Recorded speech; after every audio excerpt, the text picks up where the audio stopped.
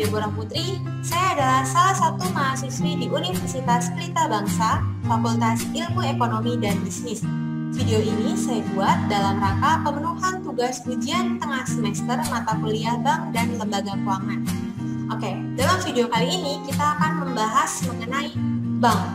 Nah, teman-teman pasti sudah nggak asing lagi ya dengan istilah bank, karena kita pasti sudah sering bertransaksi melalui bank. Oke, pembahasan kita kali ini ada 3. Yang pertama adalah gambaran umum kegiatan usaha bank. Yang kedua adalah strategi bank dalam menghadapi pandemi. Yang ketiga adalah fintech dan ancaman terhadap perbankan. Oke, kita langsung aja lanjut ke pembahasan pertama. Gambaran umum kegiatan usaha bank. Kegiatan usaha bank terdiri dari 3 kegiatan. Kegiatan pertama, menghimpun dana atau funding. Kegiatan ini merupakan kegiatan membeli dana dari masyarakat dengan menawarkan berbagai jenis simpanan. Contohnya, tabungan, giro, dan deposito. Kegiatan kedua, menyalurkan dana atau lending. Kegiatan ini merupakan kegiatan menjual dana yang berhasil dihimpun dari masyarakat melalui pemberian pinjaman atau kredit.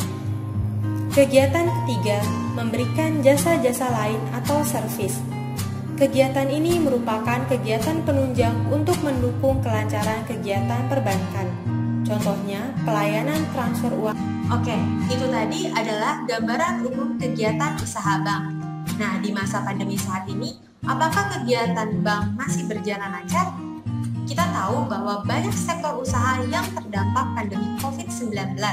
Bank adalah salah satunya. Berikut ini akan saya tampilkan cuplikan video berita mengenai strategi bank tetap sehat di masa pandemi.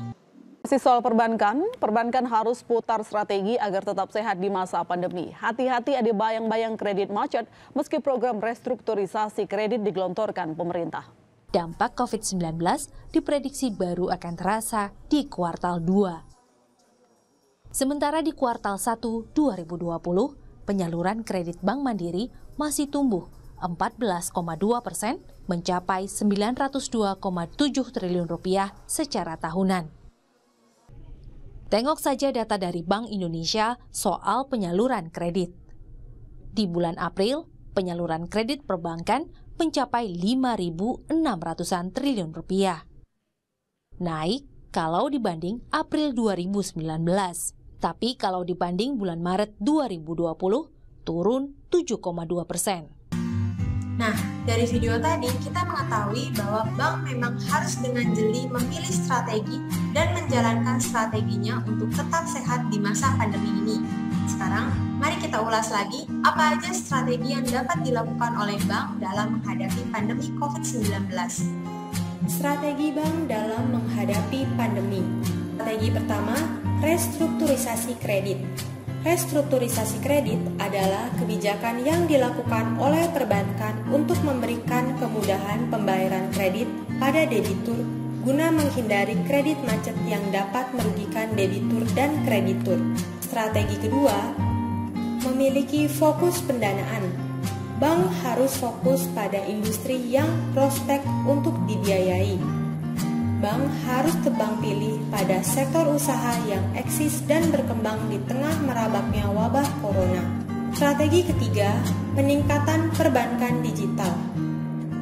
Layanan perbankan digital adalah layanan atau kegiatan perbankan dengan menggunakan sarana elektronik atau digital milik bank melalui media digital milik atau nasabah bank yang dilakukan secara mandiri.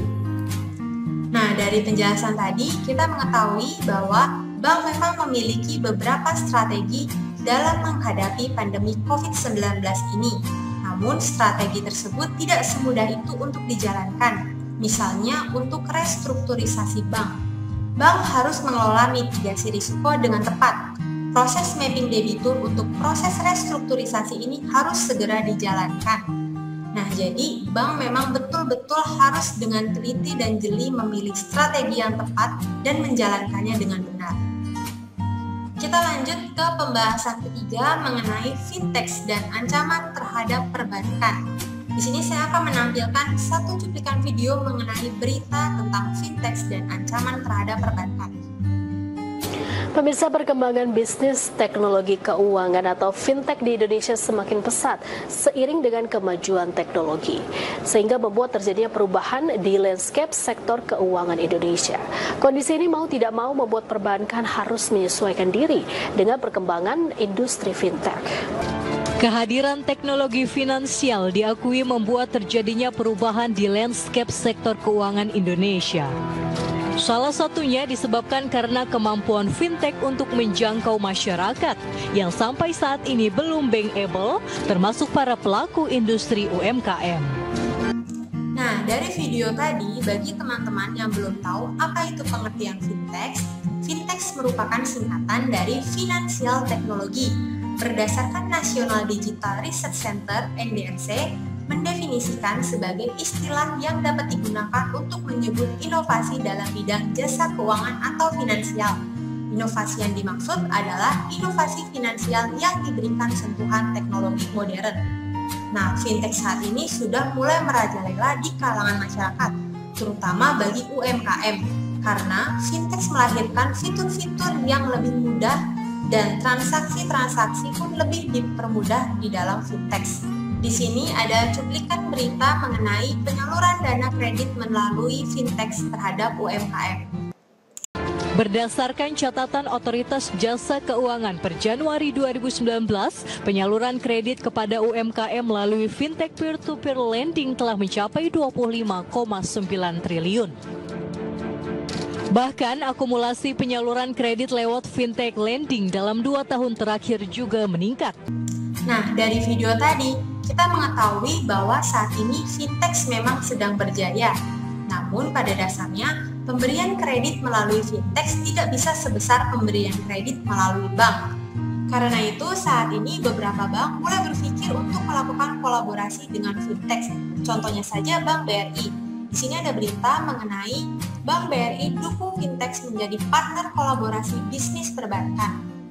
Bank BRI terus mendorong upaya percepatan digitalisasi jasa keuangan dalam rangka mendukung upaya pemerintah mempercepat pemulihan ekonomi nasional.